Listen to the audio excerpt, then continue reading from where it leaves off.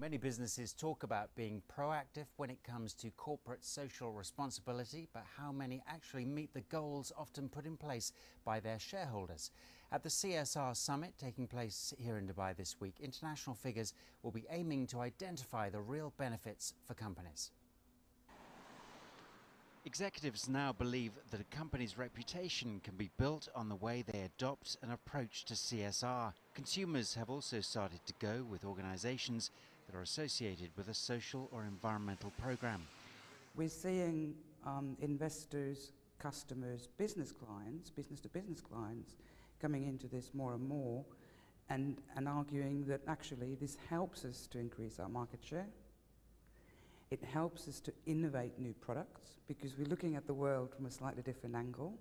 We're trying to design, do R&D in areas that actually help to solve some of the big global challenges that we're facing.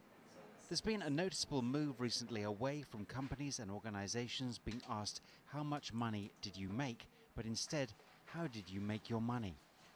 How do you behave as an organisation?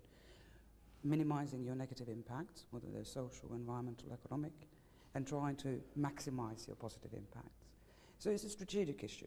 So it's evolving from perhaps a little bit add-on, it was something we did there, to really being part of the company's DNA and very much part of the boardroom agenda. Small and medium enterprises, or SMEs, account for about 90% of all business in the UAE and 46% of GDP. So why shouldn't they just leave CSR up to the large organisations? The larger organisations are under a microscope, and they increasingly need to demonstrate their sustainability and corporate responsibility credentials to their stakeholders. And they can't do it on their own. They need to take that to their supply chain. If there's one CSR issue that is yet to be conquered, it will mean executives need to adopt a new approach. There's still a too large number of executives who don't relate to environmental issues, energy, waste, as something to do with their core business.